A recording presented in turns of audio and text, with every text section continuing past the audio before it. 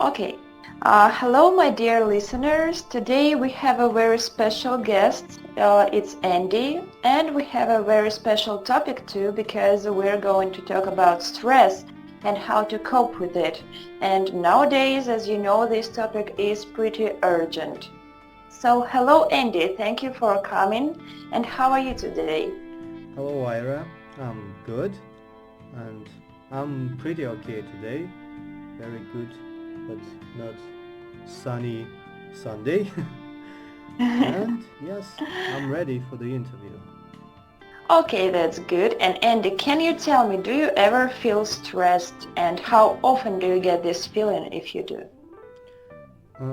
I think sometimes, as always, people, as all normal people, I have stress and I feel it, but I can't say that it is like pretty often. Mhm. Uh, but in some ways, yeah, I have it. So do I. And you know, as the statistics say, in our country, it's like 70% of people that are constantly stressed. Can you imagine? How do you think why this happens and why this number is so big in Russia? Yeah, I think it's very huge and it's very crucial problem for our country because, in my opinion, it's all because of your like surroundings and they matter a lot. For example, as far as I know, there are like maybe 80% of people who work on the job they don't like and they don't like the Crazy. surroundings there. That's why a lot of people feel stressed. Also, uh, the reason can be even in your family, and if your maybe parents or your elder brothers or sisters are in some way abusing you or harassing you, I think you can feel stress. Or maybe if you are studying somewhere, there this can also lead to stress because there are a lot of like there are a lot of things and lessons and you don't have a proper time to do all stuff in a proper way. So I think there are a lot of reasons in especially in Russia when we can feel stressed, and that's why the numbers are so big and huge. Yeah, there are a lot of reasons. And what do you think? What is the least stressful country to live in? Well, there is no right answer, but what is your assumption? Hmm. Let me think a little.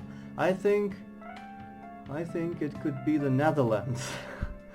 Netherlands, Yes, why? I think it's Netherlands because um, the whole level of rich people there are Hmm. pretty big, the whole amount of people.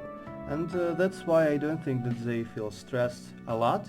Also, as far as I know, they are like legalized of all kind of drugs, not heavy drugs, of course, but like marijuana, and I think the whole population there are smoking in some ways, and these two factors they give me the picture that it can be maybe the most least stressful country in the world. Yes, Netherlands sounds very nice to live in. And I also wanted to ask you, you know, there is an opinion that women are more resistant to stress than men. Do you think it's true?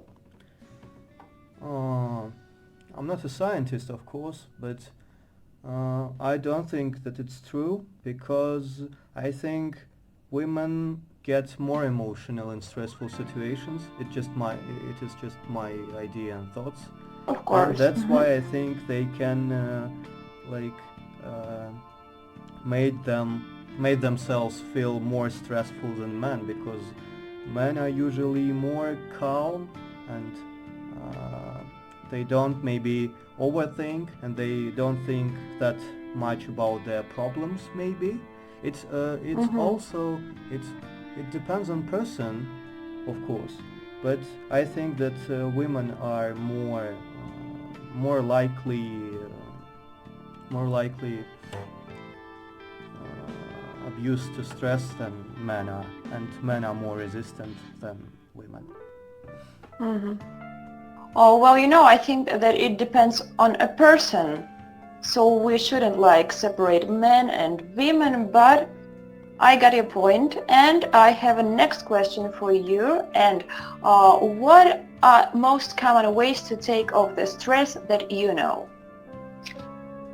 Okay, let me think a little. Uh, I think that for me personally, the most common way to take off the stress to make something which makes you happy, of course. Maybe for some person it can be listening to the music, or watch some film, or rewatch some like videos or like photos when you are having fun with your friends. Maybe these ways can help you. Also, I think drinking some tea or coffee can bring you the feeling of like not success, I mean, but the feeling of calmness. And Mm-hmm. what can I say? I personally use something like I like to do just something that makes me happy.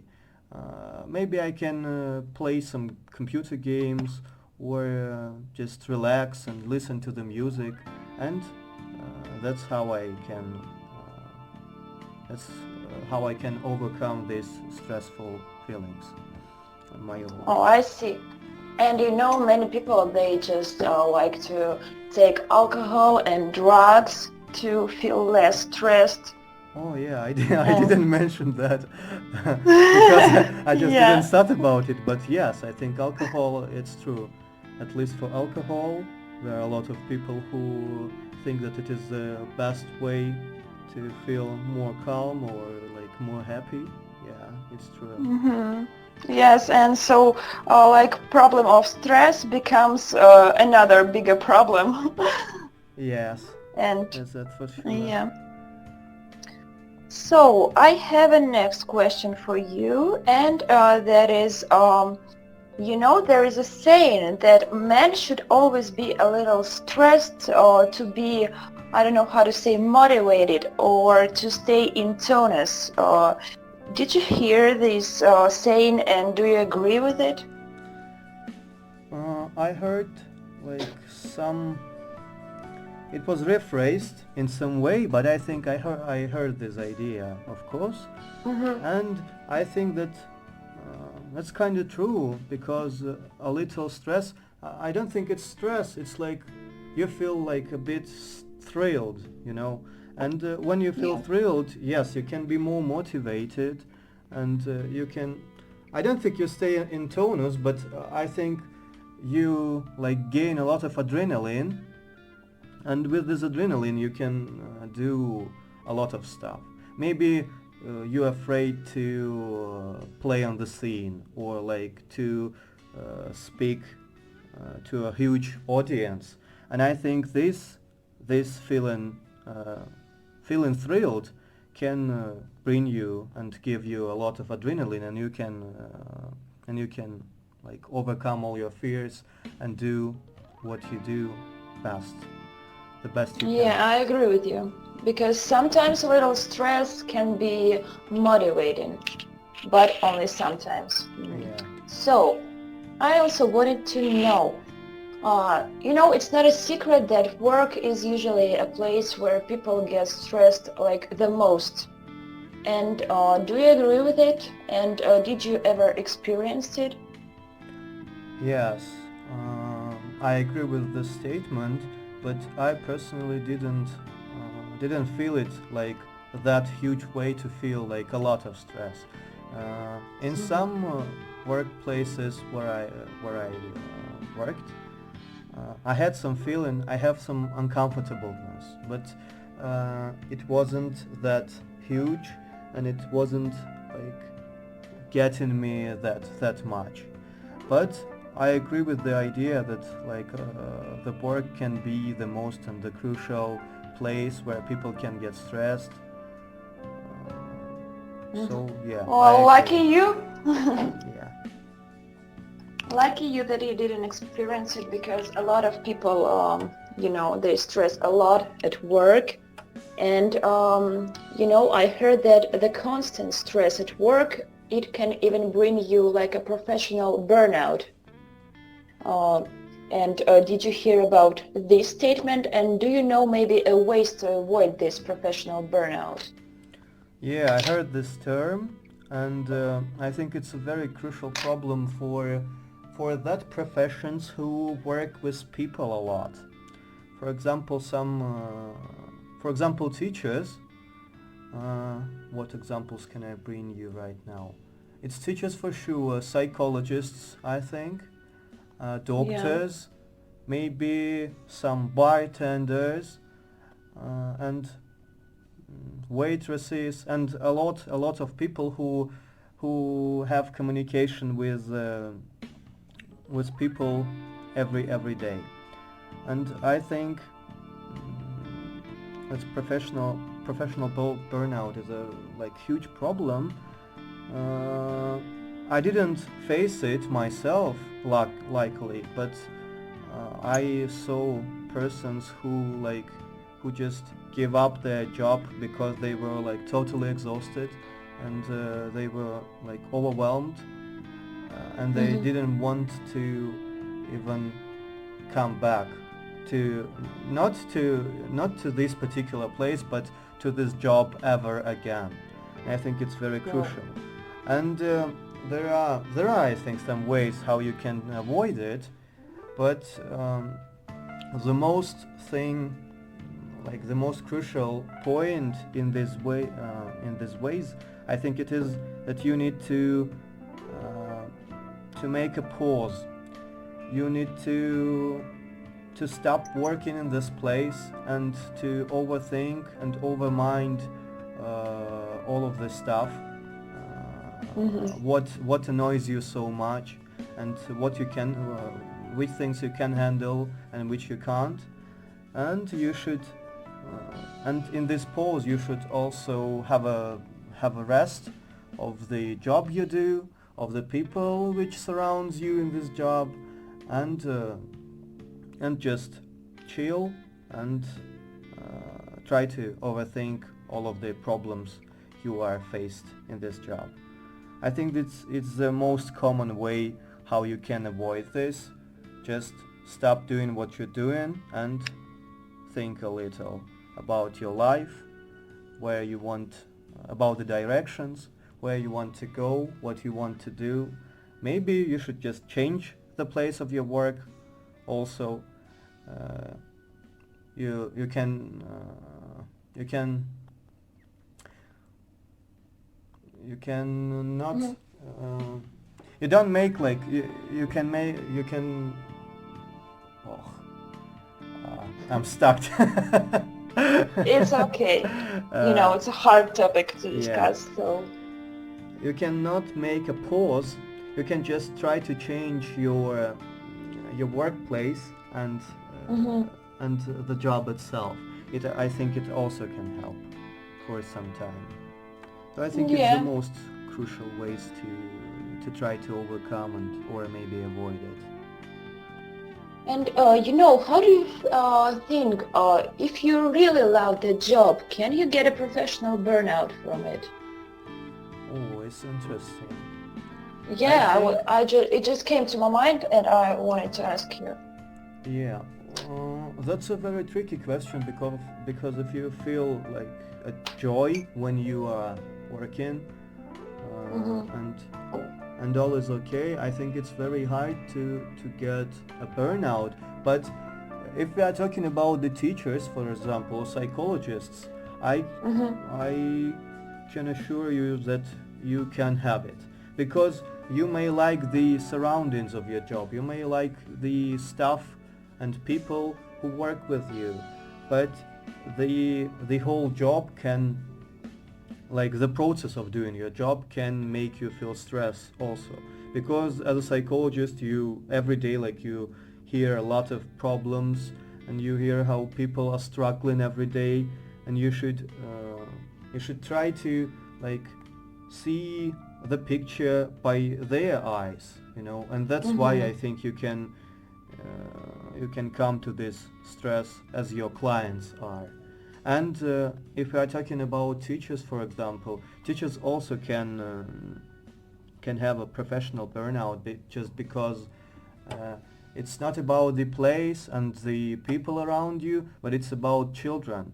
And if children don't respect you at all, and if they always trying to interrupt you or mm, to swear you in some way, I think Mm-hmm.